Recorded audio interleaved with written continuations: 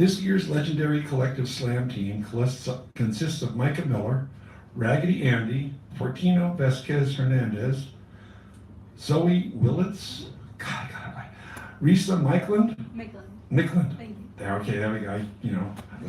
Risa Micklund and Jordan Wilson, who earned their spots on the team through a series of slams over this last winter, culminating in the slam finals this April.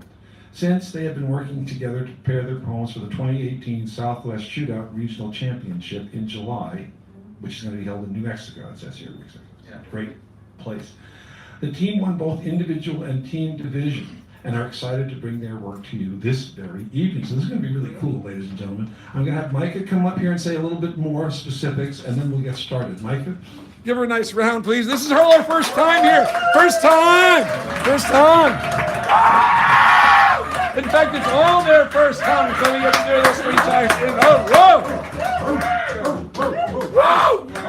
Thank you guys so much for having us. We're really excited to be here. We're so sorry that we were late. We didn't realize how late we were going to be. But we're really excited to be here. So we are a slam team. Do you guys know what slam poetry is? Yeah. Awesome. Okay, so for you then, slam poetry is just like normal poetry, except we shout a lot. It's great.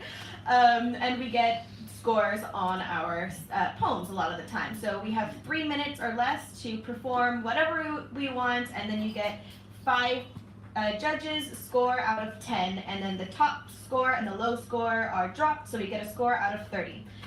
And so we compete for spots on a slam team over the course of the slam season, and so the 6 of us got spots on the team this year, and then we compete in regional competitions. So we went to New Mexico and we actually won our team competition.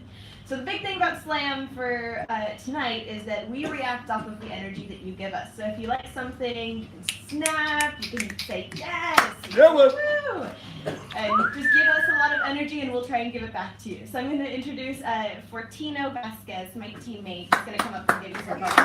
First time, ladies and gentlemen!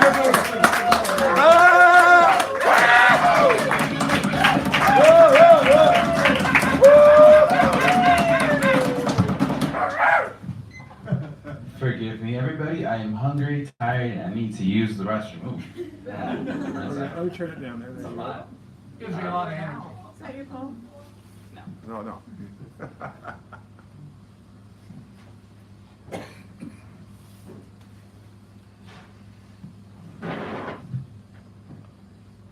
Si puedes salvar los lenguajes, esconde el que es menos popular. Los que no entienden, solo van a criticar porque aborrecen la idea de no saber lo que tú dices. Si hablas los lenguajes, guarda tu lengua. Asegúrate que nadie sepa que tú eres diferente, que tu idioma viene de otro país, esconde tu acento para que indicar a la gente que tú no eres aquí. Que no eres americano, si hablas dos lenguajes, sea mejor que te avergüences la primera. Si tus padres te criaron con su lengua nativa, niégalo. Niega tus raíces, esconde tu cara de nopal, no enseñes que tu piel no es blanco, asimílate. Conviértete parte de este sistema, edúcate. En sus escuelas aprende inglés sin barreras, recuerda que la única frontera que existe es tu lenguaje, tu cultura, tus creencias. Si hablas los lenguajes, put one over the other. Habla a little more like this, esconde, let's speak a little more like this. You're an American now, but we speak English, speak English. Porque es tan difícil que Spanish. You speak 2 languages, make sure that everyone can understand you.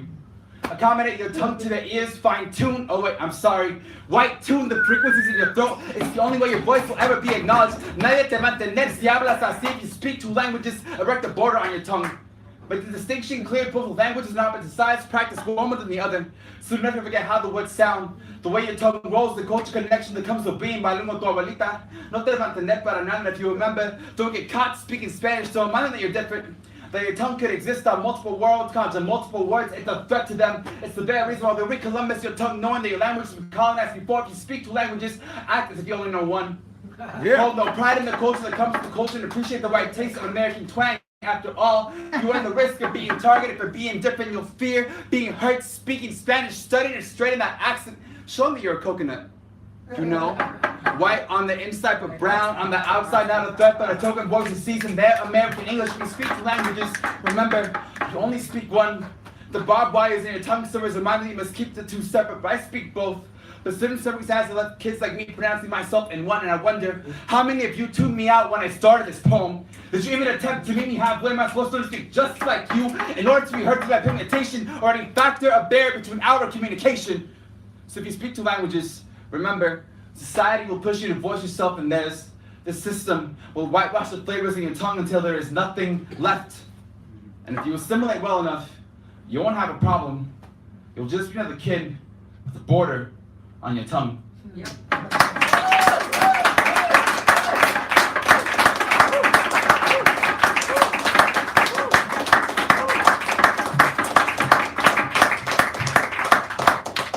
Yeah, that poem's about 4 years old. I'm so glad I got to share that. I'm trying to, well, my name's Fortino, or Tino for short. I am part of this team with everybody. Sorry we all couldn't make it. Yeah, slam poetry is really beautiful in the sense that it gives an avenue for people of marginalized communities to really kind of talk about their experiences and kind of be like, okay, well, you got 3 minutes, make it short, sweet, and hot, and everything. So that's kind of well, I think this avenue itself is really dope, and I think it really pushes people to like tell their stories and everything. I think that's one of the main reasons why I really enjoy this is more than just a career or anything, but also just something that as a hobby, as like something that's actually kind of really saved my life, pulled me out of my own depression and everything. It's real. So yeah, the last one you guys heard is Lenguajes. This one is Plexiglass. I've lost track of the amount of times I was assumed to be Native American by white people. It is a frequent occurrence. Someone somewhere will always reduce me to my looks, my hair, a footnote, a how, salute across the Santa Cruz levee, a spirit animal they have no right to claim. It's like I'm plexiglass at a museum. They see through me and it's like Western expansion never happened. And unsuccessful in their inquisition, deem it necessary to Columbus's body, to put their foot in the mouth and ask questions of, what tribe are you from? Do you speak Cherokee? You must be Aztec if you have that long, pretty hair like that, right? But they gawk in disbelief when I say I identify as Mexican American, for not being the Pocahontas of the fantasies, for daring to make brown and beautiful synonymous without the permission of white skin. And I have no idea what you mean by native, Indian, or indigenous, but you will never fail to tell me the 1/16th on your mom's side raises the dead in your blood and speaks to me like you know better than I do, like there was always an entitlement to land, or language, or name, like you aren't the reason I'm reminded of all the things that I can't claim for my own. So I'll set the facts straight for you. You cannot simplify our native folks into one people the one who benefits the most from the displacement, as if no one ever died for you to be here. Like it's fathomable that English is our most fluent language, inappropriate our looks, profit of our culture, make us validate ourselves to your gaze. But plexiglass raises none of these questions, becomes complacent in the identity you place them in, still uses white skin as a common denominator. The object which you all gaze through shows you some racist caricature, brimming of a culture you claim you're all familiar with, then disregard the native bodies that are alive. I'm not pressed against the glass, so close you don't ask consent to touch, like a witness in the Bible, some extinct species waiting for me to reach forward in my grandmother's tongue. Wouldn't that be nice? Speak like your grandmother. Like you didn't attempt to write down every word she told you, only to have to say mijo. There is no alphabet for that. And you see, this is how you've always given in to the gaze. Hate how you use the oppressor's tools, but still wish to be indigenous. Like that's supposed to mean something, like you want this brown skin to earn its dignity. A name, a language, a right to land, a right to call himself indigenous without the shame, without learning every history lesson, without feeling like plexiglass. Uncomfortable in your scrutiny, like a corpse on display, glared at for all the features to be attracted to. Colonizers should not be allowed to speak on the identities of those whose land they still occupy. You do not define my body, acknowledge this being until you recognize the genocide in your blood is unwashable. I will stuff that put down your third portion. One more question, I'm a heritage that is unsolicited. This is not for you to celebrate, not for you to speculate. This body is not for you to behold or define. And yes, I look better than you. Get over it.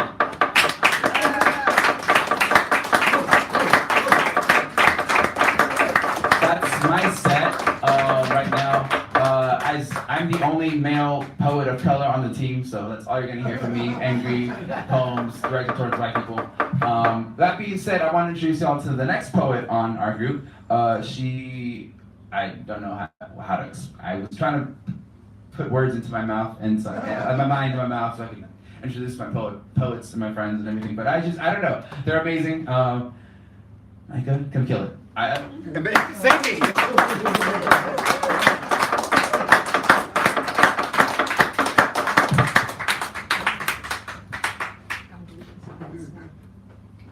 One, we were taught to want a romance that would sweep us off our feet. A fiction Danny to my Sandra D kind of love. A Prince Eric to find me voiceless and kiss me back to speech. The picture of a woman being dipped into a kiss by a sailor in Times Square. Or, like my favorite romance, the Greek myth in which the vegetation goddess Kore, while picking flowers in a field, was lifted off the ground by Hades in his chariot and brought back to the underworld as his new queen. I wanted this too. See, these stories are what we remember women by. It is the romance, not the assault. It is the picturesque, not a woman suddenly grabbed by her hair, pulled backwards, and a mouth she didn't know forced on her own. Welcome to women's history, where you are only worth remembering for your assault story. I am so scared. My only good poems will be the ones about my rape. In the legend of Kore, after Hades kidnapped her in broad daylight, he renamed her Persephone, meaning bringer of death. The first thing that is taken from us is our names, and still, this is what you call us. Persephone, and his name rings true because Kore is killed again. Survivor, and even this is admission something vital in us has been changed. Someone calls the Times Square picture iconic again. I wonder if every time I write about my sexual assaults, my rapists pat themselves on the back for giving me something to write about. No. Because history says, this is my only story worthy of remembering that my Kore is gone now, and look how beautiful the art that comes from assault is. I am renamed Persephone, and I wonder if my rapists call this our love story. I grew up wanting a romance that would sweep me off my feet, and how was I supposed to know this different when we call romance and assault by the same name? But either way, I am falling, and I am tired of this tumble. I want to be Alice, remembered for the wonderland after the drop. I will not be another woman forgotten except for my trauma, too. I want a romance that helps me to my feet. Better than fiction, my heart feels like summer kind of love. Not swept away, but a kiss equal, solid ground. The vegetation goddess Kore picks flowers in a field, and nothing else happens. Right. Hades stays in the underworld, Right. and no one is named Persephone. My boyfriend brings me a bouquet of sunflowers. He knows how much I love that stands to face things much bigger than them. He says they remind him of me.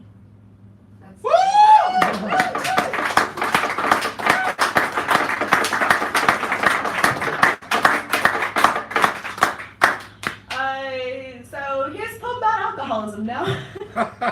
Love it. 1. My boyfriend has an affinity for whiskey. Barrel aged, he sips it like it's the gold of its coloring.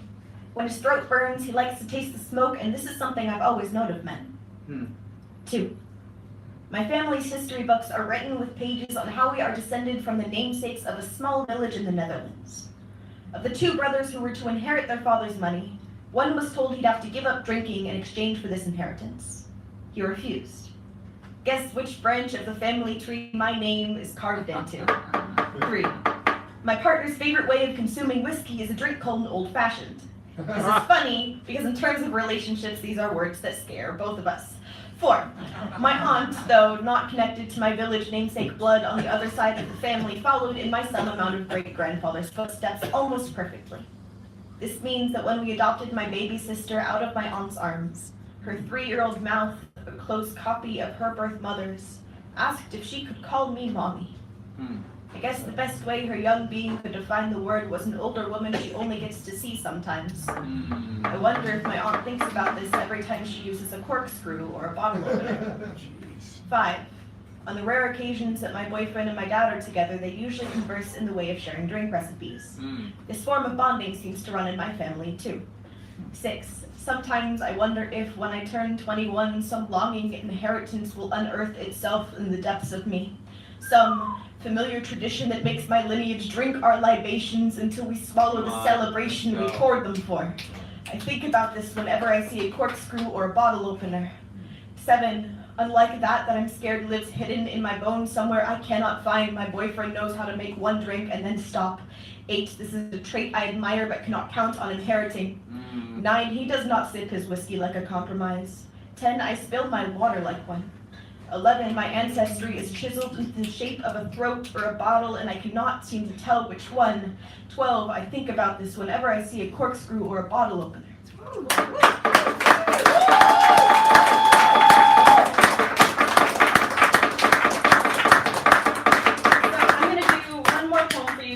Before my wonderful, wonderful teammate, Risa Meekland, the youngest member of our team, is going to come up and share some of her amazing, gorgeous poetry.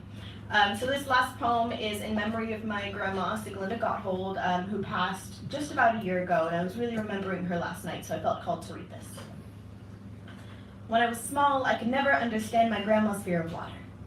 I learned my Pisces, and they called me fish, and her eyes, blue as the water she feared, never smiled like her mouth did.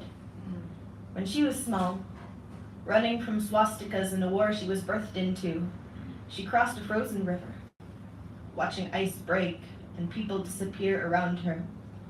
She never learned to swim. She kept going. I remember begging her to join me, overjoyed when she dipped in her feet. I remember her pride every time I made it across the pool and back, never knowing fear in her smile. She has taught me, in every way she knew, how to overcome, how to keep going, how to fear and still keep crossing frozen rivers. Come on. How to love someone so much you dip your feet into everything you're scared of and smile. I learn every day, every memory, every smile, how to be brave. Thank you.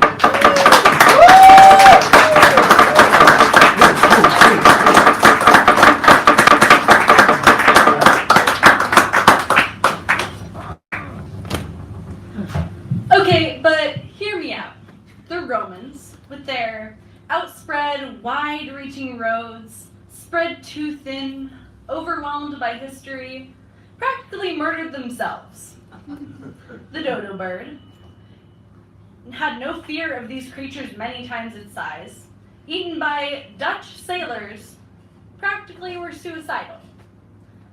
The mother spider stops living to provide food for her cannibalistic young, believes the world will be better off without her. So when you tell me that suicide is selfish, that it's all my fault, remember the Romans. They didn't choose to get overwhelmed. Remember the dodo bird. I trusted what tried to kill me. Remember the mother spider. Her knowing that the... Wait. Come on. You got this. I've not smoked in a while. Remember the mother spider. Her knowing that the world would be better if she were consumed by it. The orphaning of her creations, all hungry for more of her.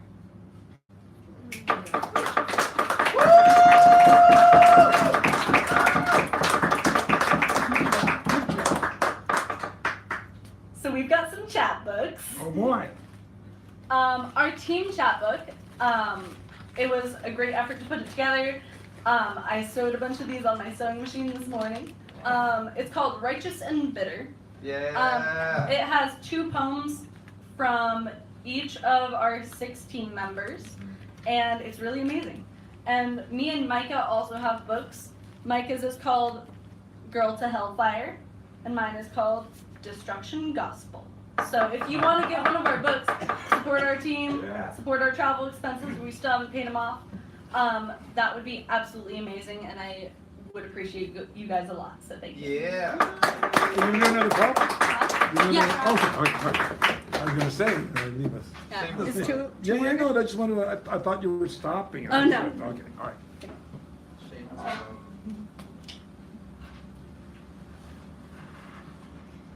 When I argued to a friend that he only hit me for a couple months out of the 2 years I knew him, she said I was naming war an easy game. So, on days like this when I know I will see him, I practice being ready for battle. although I am reluctant to call him the enemy. I still remember his armor. How soft he was when it dropped, when he finally used his weapons against me, sudden attacks and sharp tongue. My shields were already down. He held my heart in his hands and twisted, and then blamed me for handing it to him in the first place. I practiced not loving him every day. But if all is fair in love and war, maybe that explains why he considered abusing me fair, because after all, it was love and war. Logical Boy says he's bored so he can justify hitting me 3 times. Logical Boy says I hit him back after he hit me first so he can hit me again. Harder. Logical Boy says me having feelings about this is weak. I name him Monster in my head and wonder if this too is weak. For a while, he was the last water available slipping through my fingers. I went through life parched, not in the aftermath of war, but in the withdrawals of love, red, tear-struck eyes, and shaking fingers and isolation. I would have done anything to go back to when it was good. Realizing that person who you love is hurting you is a process of losing them. I kept believing he would come back, nicer than he ever was to me. I'd hear his laughter in a crowd, turn around. When I heard doors open, I'd always check if it was him, and that part of me wants to give up. I am on my own side. It is so hard to be on your own side. I don't know if I deserve to win this sometimes. And if he was here, he would ask in what way me being hurt makes him a bad person. In that way, he asks how my hurt makes him the one who caused it.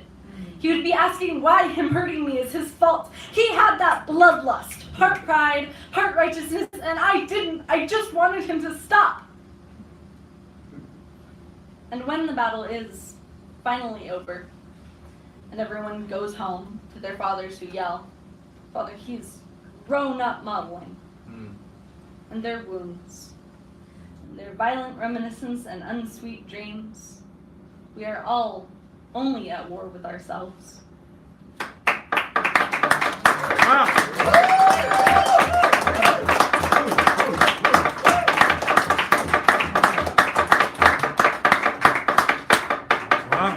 Thank you all for coming out to see us tonight. This is going to be our last poem of the feature, but I really appreciate that you guys came from your warm beds and got here and are now sitting in these chairs. So, yeah, I've really enjoyed being on this team, and it's wonderful that we get to feature together. So.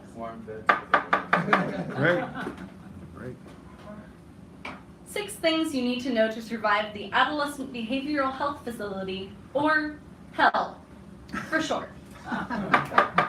1. Get used to wet hands. Hand towels are contraband, a strangling hazard luxury, but blankets are fine. 2. Forget about everything you love to do. If all you can think about is your beautiful notebook and friends and ink pens back home, you won't be grateful for the 2 napkins and a banana you have in front of you. Crayola purple marker in hand, ideas in your cortex, at least you're alive, they said to me. Every day. Before asking how suicidal I was on a scale of 1 to 10. At least you're alive, and maybe all I can think is too bad I'm not dead, but they expect a wholesome response, so I nod. 3. There are 2 kinds of people here. Those who are sad and those I stay away from. Before you make friends, remember that everyone is here for a reason. Before the first person who said hi to me punched a doctor and drew blood 2 days later. The last thing you want to do is stay here, so 4, don't take naps, don't cry. The nurses will write it on their boards as a symptom of depression, and the last thing you want to do is stay here, so 5, don't let the blocked off windows get to you. Don't let the 23 and a half hours inside get to you. Don't let the bars get to you. Even the tamest hate being contained, but the last thing you want to do is stay here. So 6. Leaving is a lot like dying and going to heaven. It's too bright, and everything is great, and you don't feel like a single piece on an assembly line being built back up again. When you finally leave, don't think about the friends you made there or about how long they might stay. After all, at least you're alive, and those who leave hell can't think about the damned.